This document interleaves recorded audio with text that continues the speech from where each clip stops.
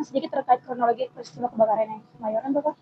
Kalau kronologi kebakaran itu menurut informasi dari warga yang memang tidak jauh dari TKP kebakaran, itu diakibatkan oleh korsleting arus pendek atau korsleting listrik. Itu. Penanganan dari pihak damkar sendiri seperti bagaimana, Bapak? Penanganan dari pihak damkar, lalu ngobrol sendiri curang. Iya, Pak. Penanganan dari pihak damkar memang awalnya kita tiba di sana, pertama terima berita atau laporan dari Jakarta Siaga 112, langsung kita TL. Nah, pada saat tiba di lokasi, api itu memang sudah membesar, kurang lebih sudah melalap 2 atau 3 rumah. Itu kemudian dengan segala peralatan yang sudah kita miliki, kita langsung action tempur untuk memadamkan kebakaran tersebut. Tapi apa daya, ya memang banyak bangunan di lingkungan tersebut yang memang dikatakan semi permanen, jadi api itu cepat banget merembet ke bangunan-bangunan lainnya, ditambah lagi pada saat itu angin bertiup cukup kencang. Berapa armada yang diterjunkan, Bapak? Kurang lebih 35 dari Jakarta Pusat, Jakarta Utara, dan dari kantor dinas. Tapi ada sempat kendala nggak, Bapak, sewaktu menangani pemadaman api? Kendala kita ada di sumber air yang memang ya memang pertama unit kita memang agak sedikit trouble, kemudian kita bongkar dan perbaiki. Setelah itu kita bisa action lagi. Ya begitu aja terus. Ada kendala bisa diperbaiki, langsung action gitu. Untuk akses sendiri, Bapak, pemadaman ke lokasi tersebut? Akses sebenarnya akses untuk mobil damkar itu memang cukup dalam arti bisa dilalui mobil pemadam itu. Cuma ya memang akses ke dalamnya itu cukup lumayan sempit, dan faktor dari masyarakatnya itu memang awalnya kurang kondusif, jadi di situ kendalanya. Bapak, izin, berarti secara tidak langsung daerah pemukiman ini jauh dari sumber air yang bisa dibilang mengalami kesulitan bagi damkar sendiri? Tidak, justru wilayah yang terbakar itu memang dekat dengan sumber air, dalam arti di situ ada kali besar, Kali Jiung. Ya memang agak ada trouble sedikit di unit quick kita atau unit pompa kita. Maka dari itu ya kendalanya seperti itu. Mungkin berapa jam akhirnya bisa api itu dipadamkan, Pak?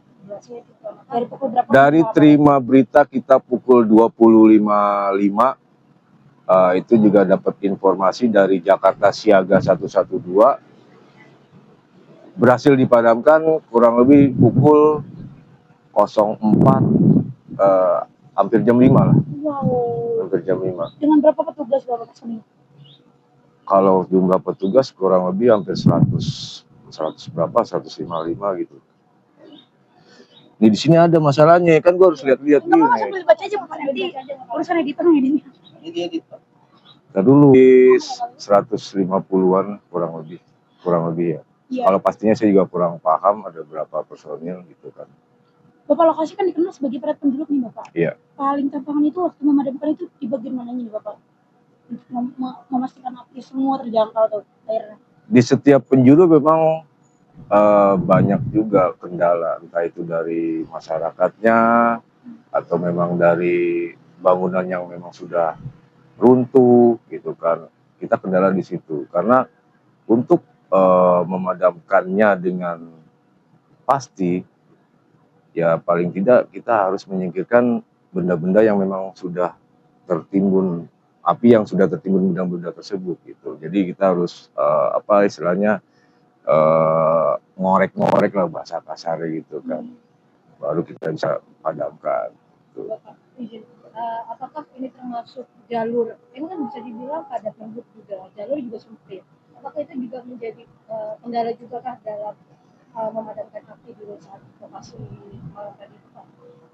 Ya tadi saya katakan kendala itu kalau untuk jalur utama tidak ada kendala, tetapi untuk jalur atau akses ke dalamnya itu ya nggak terlalu sempit juga. Pertama ya faktor dari masyarakatnya, kedua juga dari bangunannya juga gitu. Tapi dari bentuk bangunan itu dari pihak damkar menilai apakah mudah untuk pemadam apinya, apa tingkat kesulitannya di berapa persen nih Bapak?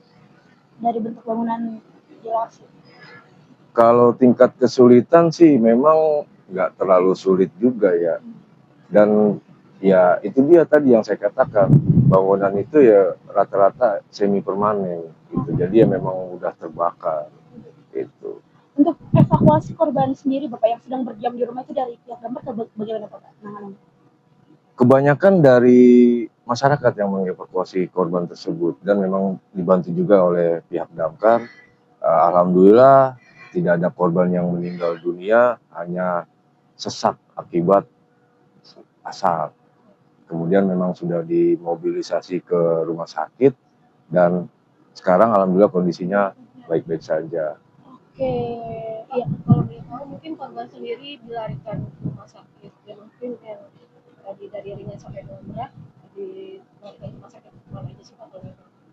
Kalau setahu saya sih hanya di satu rumah sakit ya, rumah sakit Hermina kalau nggak salah itu.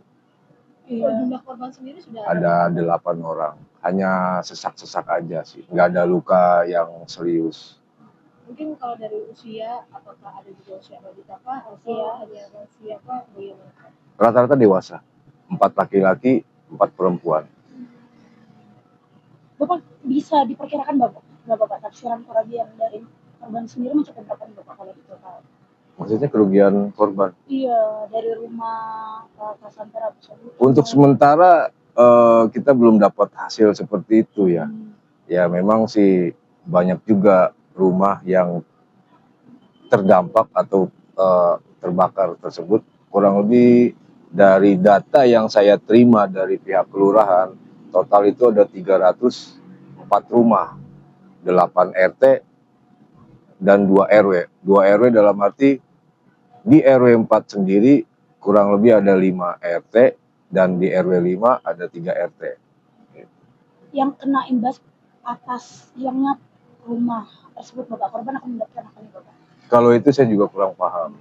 Akan mendapatkan apa, entah itu dapat keringanan atau dapat apa dari pemerintah atau bagaimana, saya juga itu kurang paham. Kita tunggu hasil berikutnya aja gitu, seperti apa. Bapak izin, mungkin di lokasi sendiri untuk rumah padat penduduk ini material rumah tersebut dari terbuka atau terdepannya kan bisa dibilang ini cukup cepat ya menyebar ya begitu Pak. Iya, yang tadi saya awal katakan, hampir mayoritas rumah di lingkungan tersebut itu semi permanen. Dalam arti di bawah tembok, di atas kayu gitu. Jadi ya memang nggak full tembok. Kalaupun full tembok, saya bisa yakinkan perambahan itu tidak gampang merembet ke sebelah-sebelahnya gitu. Berarti kurang lebih memang kebanyakan mereka itu semi permanen semua ya Pak? Rata-rata semi permanen. Mungkin sudah dari pihak dinas terkait mungkin ada menyarankan untuk para korban ini dipindahkan atau direlokasi Pak seperti apa? Kalau itu saya juga kurang paham. Iya, itu bukan ranahnya saya menjawab. Bapak, dari peristiwa ini ada yang mau disampaikan dari damkar nggak Bapak untuk warga yang bermukim di tempat padat penduduk untuk menghindari agar tidak terjadi kejadian berulang? Kalau seperti itu dari pihak damkar juga sebenarnya sudah memberikan sosialisasi. Sosialisasi ya, saya selaku Satgas Kelurahan Kebon Kosong tidak bosan-bosannya saya memberikan sosialisasi, memberikan edukasi tentang cara penanganan atau cara pencegahan kebakaran dini itu kan. Tetapi ya apa boleh dikata, yang namanya masyarakat itu kan berpikirannya itu macam-macam. Ada yang memang peduli atau ada yang tidak peduli gitu kan. Dan ya hanya sebatas itu sih saya memberikan sosialisasi dan edukasi tersebut gitu. Tapi untuk ke sananya lebih jauh ya itu memang bukan perannya saya gitu kan.